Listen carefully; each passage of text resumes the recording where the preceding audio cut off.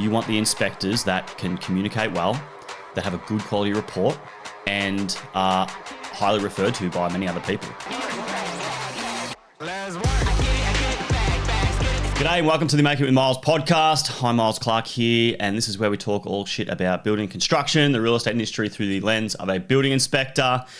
And then every now and then we dabble in a bit of personal development stuff because, you know what, I like that sort of stuff and I think it's good for you. Anyway, on this episode, this is an episode of The Shed. Now, we have two formats to the podcast. So we have The Shed, where we discuss all those things about building construction, and then The Journey, which is where we dabble in that personal development stuff. So, The Shed, Today's topic, we are having a chinwag about tips for first home buyers during the inspection process. So you finally saved up your $250,000 in cash, which took you 25 years. You know, you're hitting about 50 now and you're looking to buy your first home. And these are some tips for people like that getting into the actual real estate industry themselves and buying properties.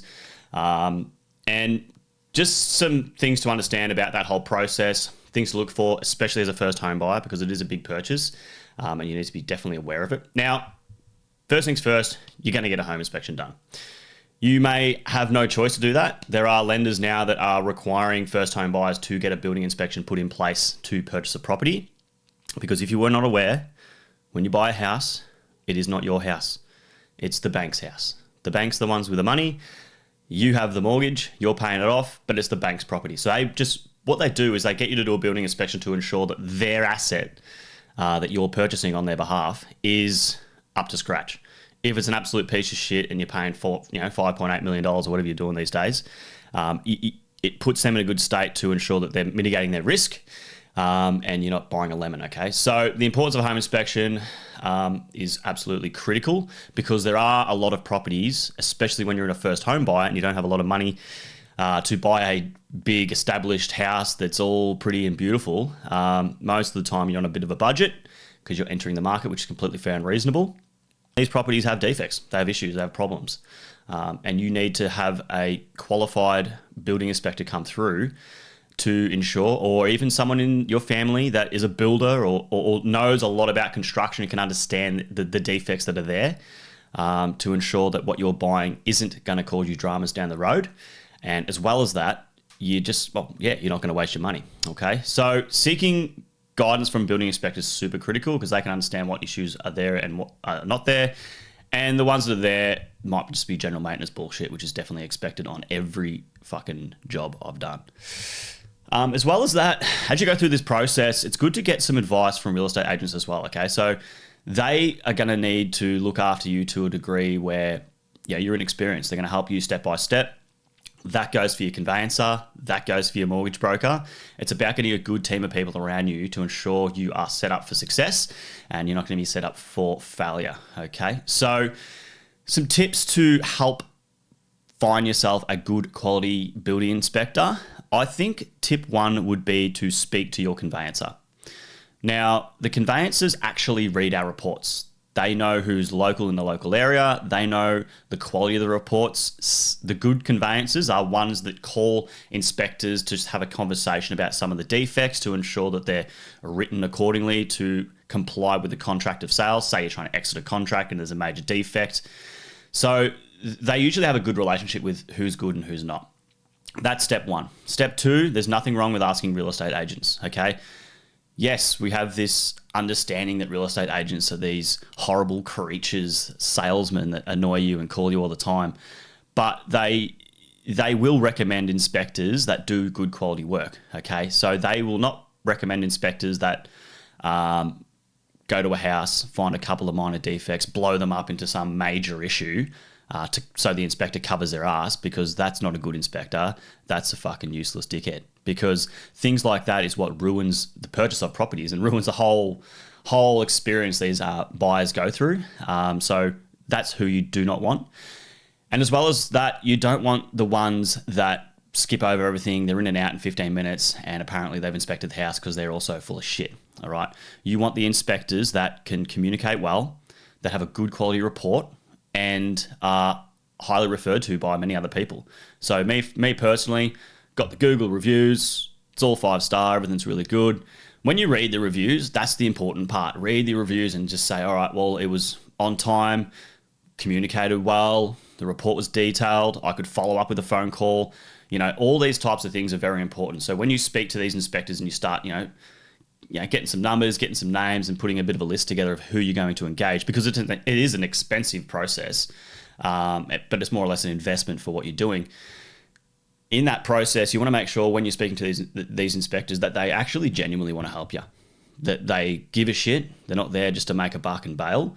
They'll answer every question you have, and you ask as many questions as you want to get clarity and build that trust with that person. Okay. Now, some things to understand about the inspection scope itself, which is very important because not a lot of people understand this as well, is that we don't cover everything. We don't go through, check all the electrical components. We don't go through, check all the plumbing components. We don't check all the heating and cooling to see if it's working. There's all these service-based aspects of the property that we don't actually cover. We cover major building defects, minor building defects. We go on the outside of the roof, we go inside the roof, we make sure everything in there is all good.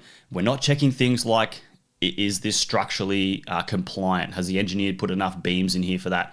We don't have the capacity to actually do that, all right? So we go in and we more or less paint a picture of the house and tell a story about all the issues that are there, how important they are to fix. Some are major defects, which has major issues and you have to get it fucking sorted. And some are just minor defects that, in time need to be rectified, or some might need to be rectified sooner than later, okay? So be mindful of that. And based on that, when you go back to these properties, now I highly recommend this for first home buyers, get access to the house while they're doing the building inspection, okay? Speak to the agent. They're the ones that usually crack the SADs. Not because of them, usually because of the vendors might not want you in the house or something like that. Inspectors should be sweet with it. I usually get my clients to come towards the back end so they're not standing around for an hour, doing nothing. Get them towards the back end while I'm finishing up, and then we can go through the house and you can point out all the defects, have a bit of a Q&A, and actually have a conversation about what's there rather than read it from a very detailed report, which you'll get anyway. But with that, you can just get some clarity and you get that emotional feel as to how important some of these items are. To add to that, while you're there, you can do all the things that are outside the scope of the building inspector. Turn on and off the gas stoves. Turn on and off the range hoods. Make sure all the lighting's all sweet. Play around with the heating and cooling. See if it's pumping out heat. See if it's pumping out all the cool air. Have a play with all those services to make sure they're all up to scratch, okay? Because in your contract of sale, you really want to have all services working adequately to ensure that when you go into the house, you don't have to put a brand new split system in, brand new hottie, brand new, all this, okay? So be mindful of that when you're there. You can do all those odds and sods. You can have a look around, get the feel for it, feel like you're about to move in. And then you can also speak to that building inspector about any of the defects that do come up, which they definitely will come up, and have a conversation about how to rectify them through that process, okay? Asking questions. Ask as many fucking questions as you have. There are no dumb questions, especially if you're a new home buyer and you just spent years trying to save all that money to buy that house. You should have a million questions to ask because you need to be feeling comfortable with what you're actually purchasing. And some people are more than comfortable to buy an old shitter that they're going to renovate and things like that. That's very, very common.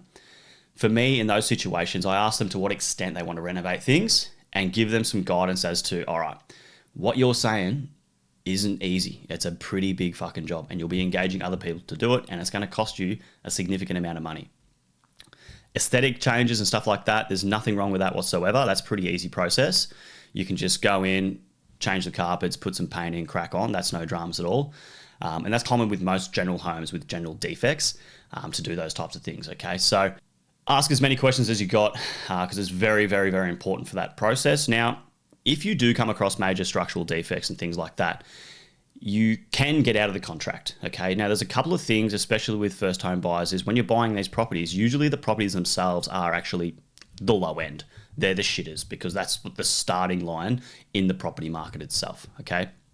So it might be worth doing the building inspection itself during the cooling off period for your contract of sale so you can exit the contract based on whatever reason, okay? So you might get a building report back, no major defects, but a shitload of minor defects and realize, holy shit, we've bought ourselves a house that we have to spend years just to try and get to the starting line. There's no major issues. It just hasn't been looked after, okay? So you can still exit the contract based on the cooling off period rather than the building inspection itself. Is that a great option for everyone? Probably not. I think people that are a bit more in the market and understand things, it's probably not that necessary. But if you are a first home buyer, it just gives you that extra sort of buffer to ensure you can exit that contract whenever you want if you don't feel comfortable about it. And you can just continue proceeding and you'll have no issues with that. But if there are major defects, you can negotiate price. Because if you legitimately can exit a contract based on a major issue, you can either get them to fix it, and then you want proof that it's been fixed correctly, or you can negotiate a cost reduction to the actual home itself. You might take 25 grand off to fix that defect. In those situations, especially for first home buyers and vendors, if the vendor and agents are a bit lazy, you can get a pretty hefty discount, I must admit, to fix these defects. I've seen leaks in bathrooms that would be a $4,000 fix, and they've taken a $25,000 discount off the house because the vendor was lazy. They didn't understand things. The agent didn't work too hard for it, obviously, and they got themselves a ripper discount. So they can, got 25 grand off the house. They only got to fork out to fix the issue, and they've saved themselves 20 off the house, which is unbelievable. Okay. So be mindful of those things. As well as that, when you go through and you have these major defects, sometimes be mindful that there might be some other expertise that are needed to come in to help give more clarity to what that defect is. Okay. And this really comes into play with structural movement in homes. I see it all the time. When there's structural movement in homes or signs of structural movement or signs of water leaks, plumbers are fucking number one. You'll be doing in-ground plumbing inspections to ensure that all the in-grounds, things that obviously we can't see, are all adequate, because fixing those things, especially if it's under a slab, are fucking expensive processes, and you do not want to be the one holding the bucket and spending all that dollary dues trying to fix those defects after you purchase the property. So it is worth it sometimes if the building inspector says, I'm not sure on the defects that are here, they're major, they're minor. If this occurs, if there are major plumbing issues, then this is going to be a major defect. This house is going to sink over a long period of time, and that's actually going to cause you a lot of dramas and cost you a lot of money. So you might be getting in other expertise to help sort of formalize and give clarity as to what the defects are. So you're pretty well good to go from that. But as well as that, also consider future maintenance, all right? When you buy a house, you've got to maintain it like a car. It's crazy to believe this, but they fucking deteriorate. So with all those minor defects and that building report you get, it's just a massive hit list of jobs to do to get the house back up to scratch. So it's back to how a house should be. People these days don't look after the houses as much as, I must say, the older generation do. I find this more with the older generation. When I'm walking into their houses themselves, you can tell that they're old because everything's fucking clean. Everything's been maintained. They've tinkered here, they've tinkered there, they've looked after this, they've looked after that, and that has compounded over those years and has provided a quality home towards the back end. So think about that for the resale impact. So when you're buying a house and there's all these defects, remember in 5 years, if they're not fixed, this is going to be the same issue moving forward, okay? That goes for major defects as well, okay? Think about the resale when you buy the house because it's a long-term investment. So when you come into it, you're going to understand all the defects at the present. You're going to rectify them accordingly. Towards the back end of that, you'll understand that once you fix all those things up, this house is going to be better than what it was when you bought it. So therefore, the resale value, let's say everything is at a level playing field, is going to increase. Okay, so keep that in mind. So to recap, get a good team around you, good real estate agent, good conveyancer, good mortgage broker, a building inspector who can communicate and isn't a dickhead, and then understand the whole aspects and go back through. You want to make sure, ideally, you're on site. You can ask those questions, ask as many questions as you want. Check the things that building inspectors don't check. Make sure that the maintenance on the home after you purchase it is up to scratch.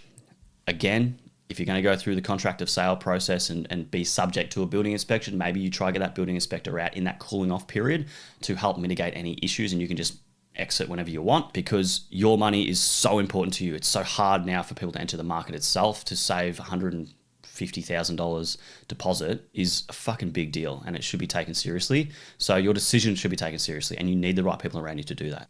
Well, I hope that provided some value for first home buyers because trust me, you want to make the right choices.